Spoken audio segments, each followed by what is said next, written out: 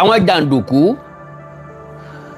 wọ́n kọlu mọ́tò gómìnà ìpínlẹ̀ Ọ̀ṣun ọlọ́lá jùlọ Nurudeen Jackson Adeleke lónìí nílùú Òṣogbo. Ǹjọ́ wo ni gbogbo rádaràda dé South West kọlu sitting governor gómìnà tí ń bẹ lórí àlééfà ta ló rán wọn bó wọ́n ti wá kí ni wọ́n fẹ́ achieve ani ṣé governor gangan wọ́n wá àbọ̀lẹ́ni tí wọ́n wá so gbogbo àwọn ìbéèrè yìí ní sọ kúlùkùlù lódòkun inú olówó láti bára wa orílẹ̀-èdè wo la wà yìí so ò ní wípé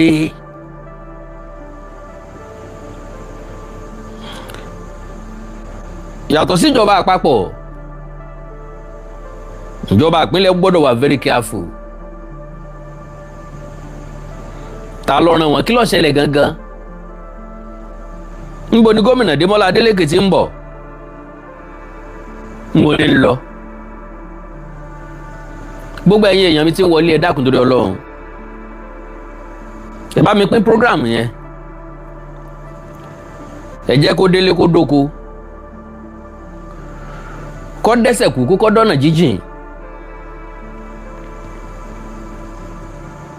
ilé ọ̀sẹ̀lẹ̀ rí lọ́sùn ta ló fẹ́ pa Démọ́lá Adélékè kí ni wọ́n fẹ́ pa fún bóńtọ̀ ń bá rí ṣe yóò jẹ́ gómìnà ni because a tún ti ń mú òṣèlú lọ sí another level táwọ̀ gbọ́rí táwọ̀ òrírí Ọlọ́run nínú àánú ẹ̀ kó ṣàánú gbogbo wa all right gẹ́gẹ́ bí ìròyìn tó tẹ̀ mí lọ́wọ́ gómìnà Démọ́lá Adélékè lọ sí INEC office láti lọ gba certificate of return gẹ́gẹ́ bí ẹni tó jáwé olúborí tí ó sì padà sí ilé ìjọba lábẹ́rẹ́ all right gómìnà àti kábíyèsí bàbá wa Àtaójà wọ́n ti fi pàdé sóní bóyá nínú ayọ̀ abara tíntín gómìnà wọlé ẹ̀kejì gómìnà lọ gba certificate of return lọ́fíìsì àjọ INEC lọ́ṣogbo káwọn yà kí bàbá wọn kí wọ́n yà kí Àtaójà ròyìn jẹ́ kó yé wa wípé possibly àwọn onítọ̀hún ti mọ̀ wípé gómìnà ń bọ̀ ńbẹ̀ àwọn onítọ̀hún ti mọ̀ pé gómìnà ń bọ̀ ńbẹ̀ gẹ́gẹ́ bí n tí mo gbọ́ ok so wọ́n ti lọ múlẹ̀ lébẹ̀ wọ́n náà bà géètì àbáwọlé jẹ́ wọ́n yìnbọn mọ́ convoy gómìnà Démọ́lá Adélékè ọpẹ́lọpẹ́ àwọn security tó tẹ̀lé gómìnà bóyá ń tàn wí kó làbá máa sọ lásìkò ìjọba alágbádá láì kìí ṣe ìjọba ológun gbogbo ọmọ káàárọ̀ oòjíire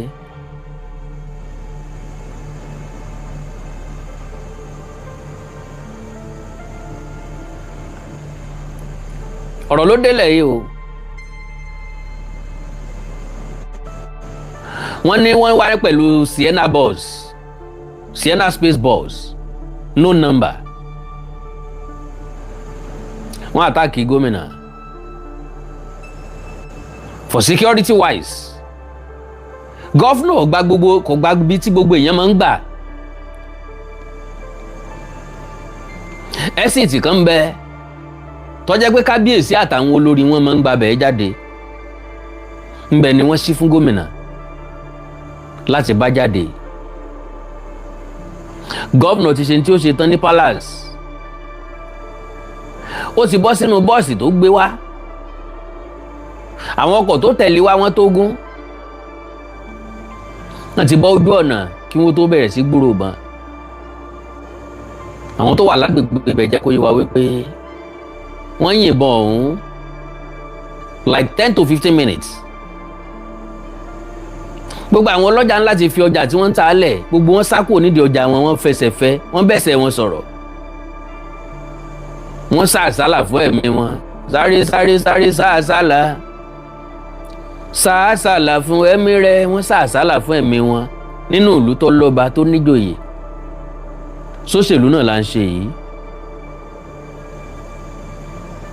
Kọ́lọ́mọ jàre o. So àbáwá gbọ́ news pé sorry. Àwọn tó bá wá pa ṣé wọ́n jẹ gọ́vnọ̀ ni. Kò yé mi rárá. Nǹkan ọkàn tó dùn mí jù ń bẹ̀ ò ní pé wọ́n ní kò sí casualty. Kì í ṣe ní sáìdì àwọn Démọ́lá Adélékè o. Ṣùgbọ́n àwọn tó wá pẹ̀lú ẹ̀mí bí pẹ̀lú iṣẹ́ láabi tí wọ́n wá ṣe. Wọ́n yìnbọn fún 10 minutes 15 minutes. Wọ́n dẹ̀ jẹ lọ bẹ́ẹ̀. Wọ́n lọ́nà ta olóòkan wọ́n gbà lọ jáde sọ́nà Iléṣà road. Wọ́n àtáàkì gómìnà lọ́sàn gangan níbi past 4 yẹn nírọ̀lẹ́ òní. Ó mẹ́rù lé ayé bà mí o.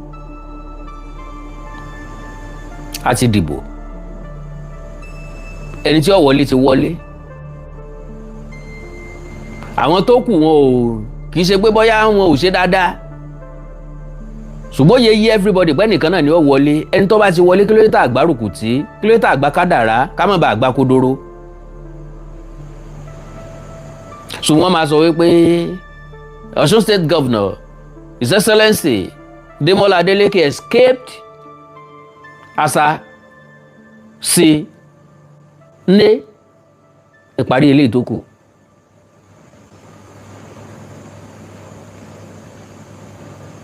Because ó kò yé mi. Ó ń jẹ́ nǹkan tó ń bàyàn lọ́kàn jẹ́. Kí ló tẹ́mi àwọn èèyàn ojú àwọn èèyàn kan lójú náà kò tí ì yé mi mọ́. Láì ó ti wà bẹ́ẹ̀ tipẹ́tipẹ́. Bọ̀ kí ló tẹ́mi ara wọ̀ jọ wá lójú. Ẹ ń bá ti kú kò ní àlámọ̀. Ẹni tó dẹ̀ kú yẹn ó possible kó jẹ́ pé ẹni tó kú yẹn ló jẹ́ kí wọn náà ó kú láìtọ́jọ́, ni ó jẹ́ kí ìyàwó rẹ̀ ó kú láìtọ́jọ́, ló máa jẹ́ kó ọmọ rẹ̀ ó kú láìtọ́jọ́. Because who knows, bóyá ẹni tó kú yìí ni yóò rescue rántí ẹ lọ́la. Mo ti sọ̀rọ̀ nípa Alexander Fleming àti Winston Churchill. Níbi tí oore ti ń ran oore lọ́wọ́.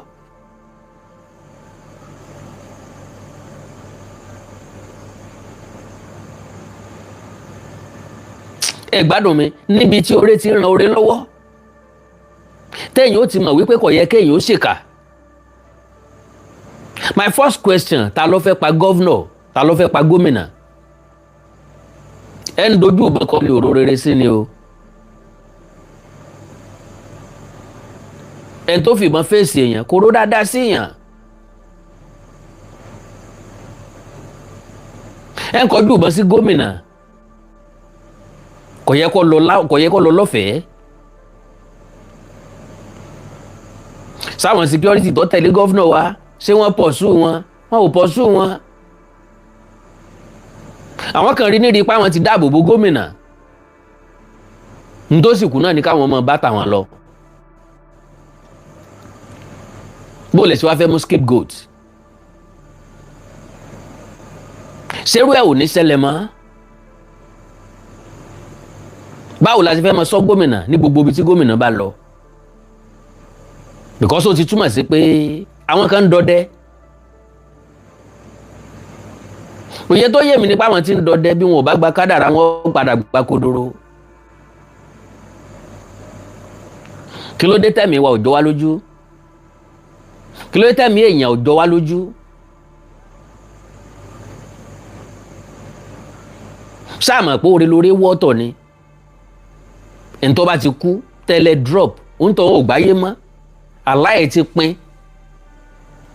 Sẹ́bà tọ́jú ọmọ, sẹ́bà tọ́jú ìyàwó.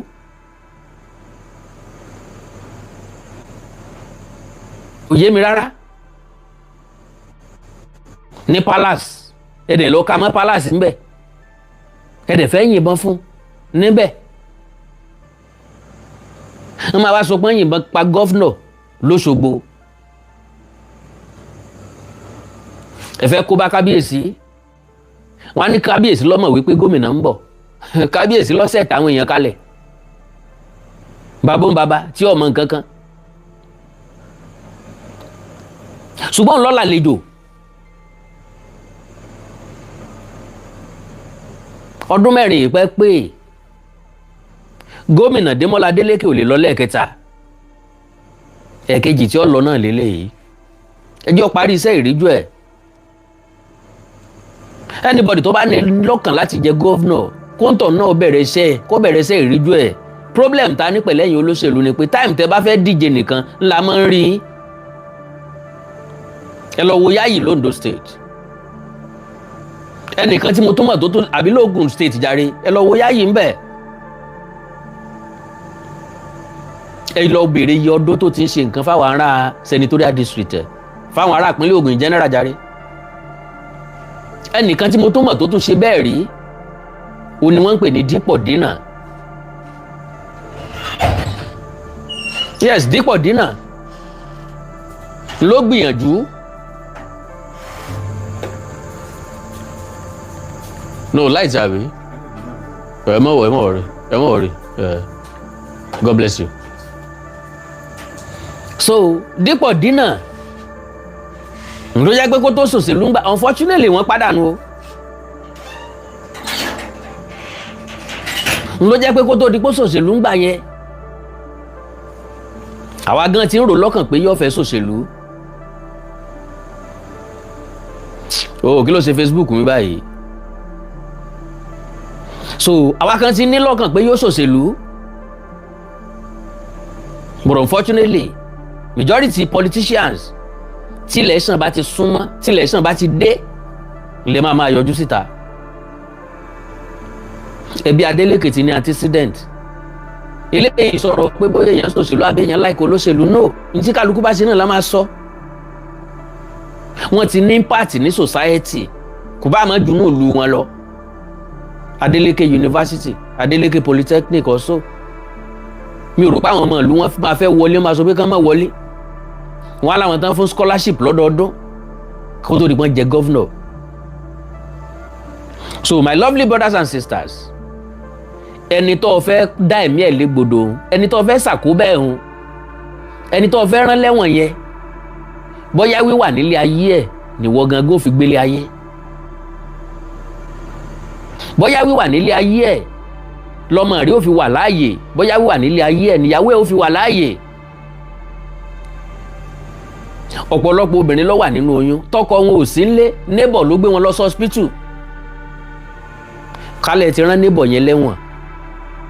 Kálẹ̀ ti ní kán wá pa neighbor yẹn mọ́lé, ta ló máa rescue ìyàwó ẹ̀? Ta ni ọgbọ́n ọmọ rẹ̀ ṣiṣẹ́ lọ́la? Òrè lóore wọ́ọ̀tọ̀ lẹ́yìn. Ìṣẹ̀lẹ̀ eléyìí ló jẹ́ kí n rántí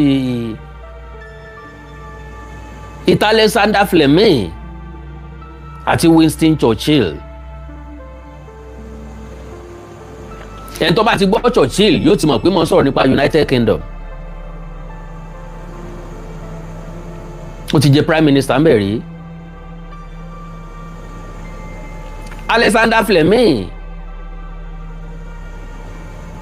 bàbá ẹ̀ akúṣe àgbẹ̀ ni, kò lówó lọ́wọ́ kò rí ṣe tààrà. In fact ọmọ ẹ̀ ò lè lọ school, kò lè rán ọmọ níléèwé.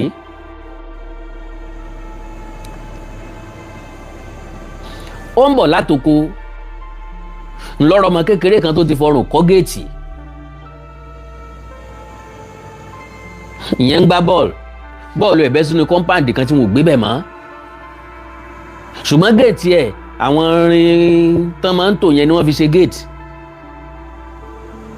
àwọn ọmọdé ń gbà yẹn a máa ń sọ wípé ibi tó bá ti gba orí yóò gbára tó kù. ọmọ yẹn tọrùn bọ́, orí wá há sínú géètì. bàbá àgbẹ̀ ń bọ̀ ló fi ọkọ́ ya géètì sí méjì kọ́mọ ẹ̀ ó lè lọ kó lè kọjá. ọmọ délé ó sá lọ sọ́dọ̀ bàbá ẹ̀, ó ṣàlàyé fún bàbá. bàbá gbéra ńjọ́ kejì. The show is about what? The show is about wọ́n àtáàkì gọ́vnọ̀ ìpínlẹ̀ Ọ̀ṣun pẹ̀lú ìbọn gunfire. They were shooting sporadically. ìbọn tán bá yìn láàrin 10 minutes sí 15 minutes. ó kú oníbọn sọ sí mi kí n sọ sí ọ. wọ́n kọlù convoy gọ́vnọ̀ Gov Adeleke l'Óṣogbo.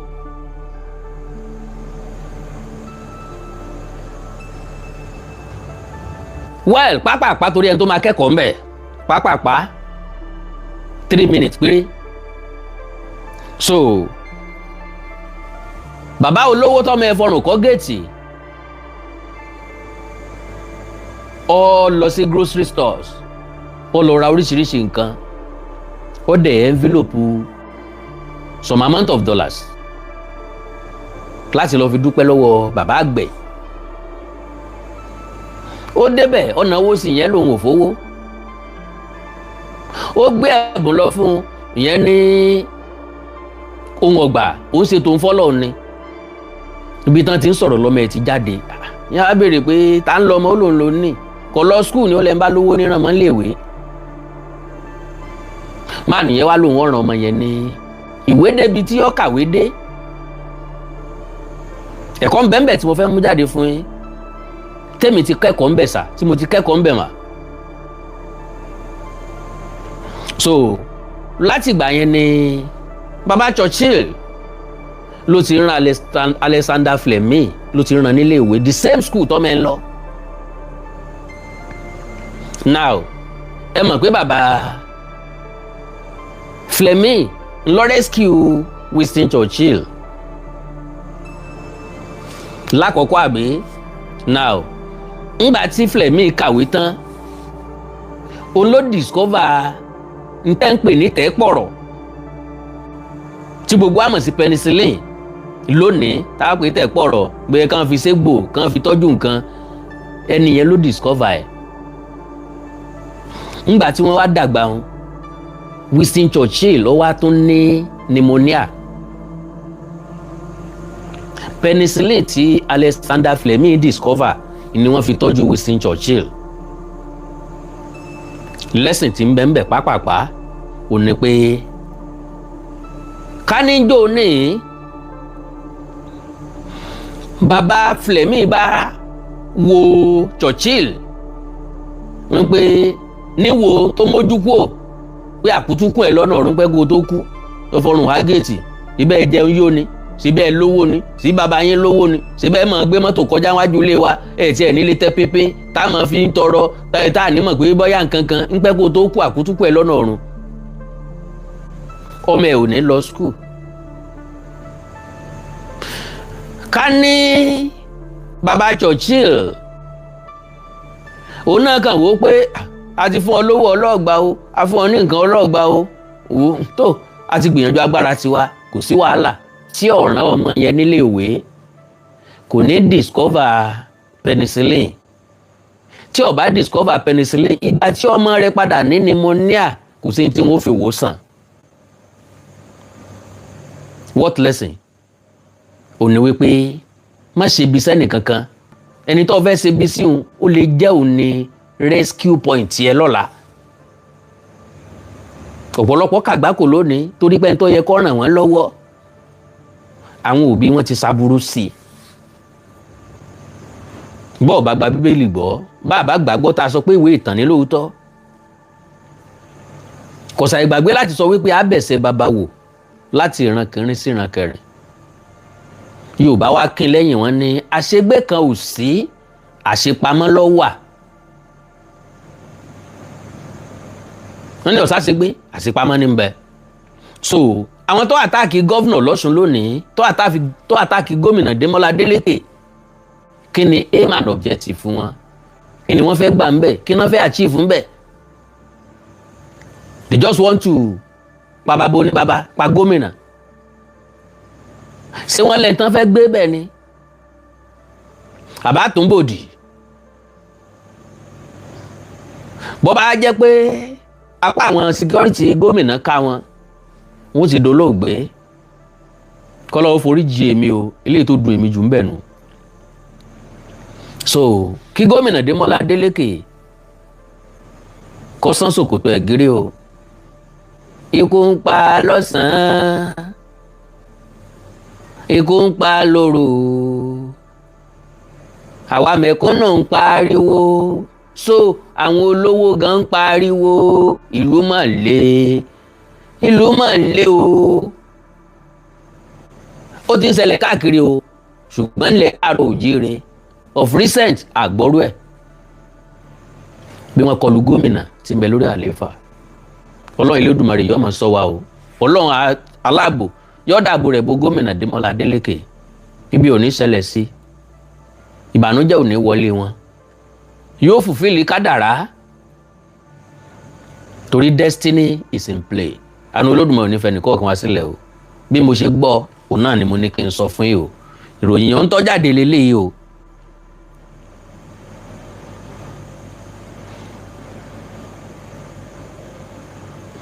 ìròyìn tó jáde lélẹ́yìí o. Gunfire erupts in Osogbo as hoodlums attack Governor Adeleke's convoy. Suspected hoodlums on Wednesday attacked the convoy of Osun State Governor Ademola Adeleke shortly after his visit to the palace of the Ataoja of Osogbo, Oba Jimoh Oyetunji. The attack triggered an exchange of gunfire with the governor's security personnel. The incident occurred shortly after Governor Adeleke left the palace hall where he had met with the monarch following his receipt of the certificate of return from the Independent National Electoral Commission (INEC) in Osogbo. The Adeleke arrived at the Ataoja's palace at about 3:15 p.m. in a motorcade of about 20 vehicles after leaving the Osun State headquarters of INEC, where he received the certificate confirming his re-election. The Osun State Commissioner for Information and Public Enlightenment, Kola Kwalimi, confirmed the attack, saying the governor's security personnel successfully repelled the assailants and that no casualty was recorded. He said, and I quote, they are hoodlums, and the governor's security repelled them.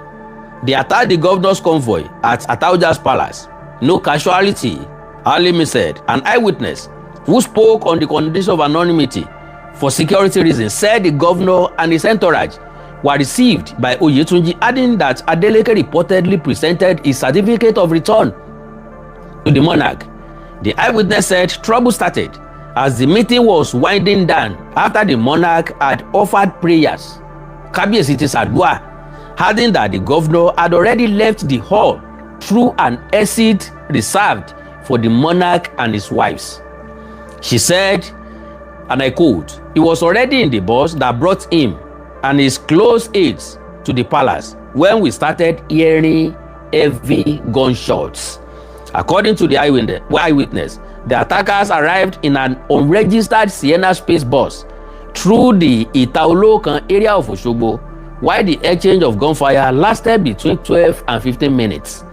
She added, and I quote, the shooting lasted for about 12 to 15 minutes before the governor's convoy eventually left the palace. The governor's security men and those hoodlums exchanged gunshots Those hoodlums later fled the scene. A trader near the palace, identified simply as Munirat, said the attackers might have learned about Adeleke's visit and waited for his arrival, adding that they allegedly damaged the palace's main gate during the incident. She said, and I quote, "We suspected that those hoodlums heard about Adeleke's visit and had been waiting for him. They came in a Sienna Space bus. They even damaged the main gate to the palace." Munirat further alleged that the attackers engaged the governor's security personnel near the Osogbo Central Mosque before fleeing towards the Itaolokan along the Osogbo-Ilesha Road. The incident caused panic as traders and residents reportedly fled their businesses and sought safety.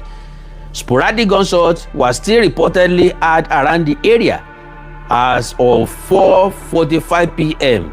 while some business owners shut their shops amid security concern.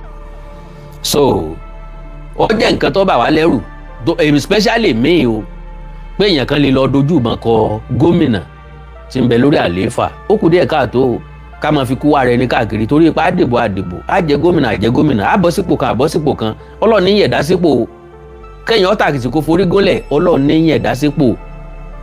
So kádàrá sì máa ń tẹ̀lé èèyàn.